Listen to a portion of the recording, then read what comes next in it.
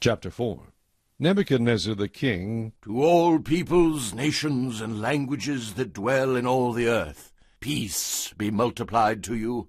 I thought it good to declare the signs and wonders that the Most High God has worked for me. How great are his signs, and how mighty his wonders! His kingdom is an everlasting kingdom, and his dominion is from generation to generation.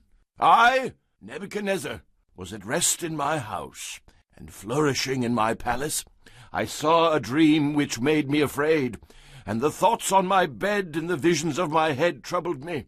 Therefore I issued a decree to bring in all the wise men of Babylon before me, that they might make known to me the interpretation of the dream. Then the magicians, the astrologers, the Chaldeans, and the soothsayers came in, and I told them the dream. But they did not make known to me its interpretation. But at last Daniel came before me. His name is Belteshazzar, according to the name of my God. In him is the spirit of the holy God. And I told the dream before him, saying, Belteshazzar, chief of the magicians, because I know that the spirit of the holy God is in you, and no secret troubles you, explain to me the visions of my dream that I have seen, and its interpretation. These were the visions of my head while on my bed. I was looking, and behold, a tree in the midst of the earth, and its height was great. The tree grew and became strong. Its height reached to the heavens, and it could be seen to the ends of all the earth. Its leaves were lovely, its fruit abundant, and in it was food for all. The beasts of the field found shade under it. The birds of the heavens dwelt in its branches, and all flesh was fed from it. I saw in the visions of my head while on my bed, and there was a watcher, a holy one, coming down from heaven. He cried aloud and said thus, Chop down the tree, and cut off its branches, strip off its leaves, and scatter its fruit. Let the beasts get out from under it, and the birds from its branches. Nevertheless, leave the stump and roots in the earth, bound with a band of iron and bronze, in the tender grass of the field. Let it be wet with the dew of heaven, and let him graze with the beasts on the grass of the earth. Let his heart be changed from that of a man. Let him be given the heart of a beast, and let 7 times pass over him. This decision is by the decree of the watchers, and the sentence by the word of the holy ones, in order that the living may know that the Most High rules in the kingdom of men, gives it to whomever he will, and sets over it the lowest of men. This dream I, King Nebuchadnezzar, have seen. Now you, Belteshazzar, declare its interpretation, since all the wise men of my kingdom are not able to make known to me the interpretation. But you are able, for the spirit of the holy God is in you. Then Daniel, whose name was Belteshazzar, was astonished for a time, and his thoughts troubled him. So the king spoke and said, Belteshazzar, do not let the dream or its interpretation trouble you. Belteshazzar answered and said, My lord, may the dream concern those who hate you, and its interpretation concern your enemies. The tree that you saw, which grew and became strong, whose height reached to the heavens, and which could be seen by all the earth, whose leaves were lovely, and its fruit abundant, in which was food for all, under which the beasts of the field dwelt, and in whose branches the birds of the heaven had their home. It is you, O king, who have grown and become strong. For your greatness has grown and reaches to the heavens, and your dominion to the end of the earth.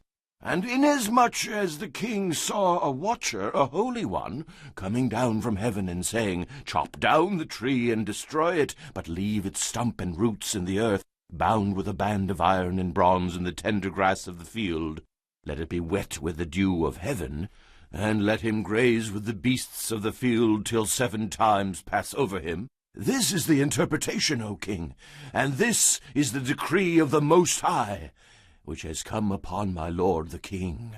They shall drive you from men. Your dwelling shall be with the beasts of the field, and they shall make you eat grass like oxen. They shall wet you with the dew of heaven, and 7 times shall pass over you, till you know that the Most High rules in the kingdom of men, and gives it to whomever he chooses. And inasmuch as they gave the command to leave the stump and roots of the tree, your kingdom shall be assured to you, after you come to know that heaven rules. Therefore, O king, let my advice be acceptable to you. Break off your sins by being righteous, and your iniquities by showing mercy to the poor. Perhaps there may be a lengthening of your prosperity. All this came upon King Nebuchadnezzar. At the end of the 12 months he was walking about the royal palace of Babylon. The king spoke, saying, Is not this great Babylon, that I have built for a royal dwelling by my mighty power and for the honor of my majesty? While the word was still in the king's mouth, a voice fell from heaven. King Nebuchadnezzar, to you it is spoken, the kingdom has departed from you, and they shall drive you from men, and your dwelling shall be with the beasts of the field. They shall make you eat grass like oxen, and 7 times shall pass over you, until you know that the Most High rules in the kingdom of men, and gives it to whomever he chooses. That very hour the word was fulfilled concerning Nebuchadnezzar. He was driven from men and ate grass like oxen. His body was wet with the dew of heaven, till his hair had grown like eagle's feathers, and his nails like birds' claws. And at the end of the time, I, Nebuchadnezzar, lifted my eyes to heaven, and my understanding returned to me, and I blessed the Most High, and praised and honored him who lives forever. For his dominion is an everlasting dominion, and his kingdom is from generation to generation. All the inhabitants of the earth are reputed as nothing. He does according to his will in the army of heaven, and among the inhabitants of the earth no one can restrain his hand or say to him, What have you done? At the same time my reason returned to me, and for the glory of my kingdom my honor and splendor returned to me. My counselors and nobles resorted to me. I was restored to my kingdom, and excellent majesty was added to me.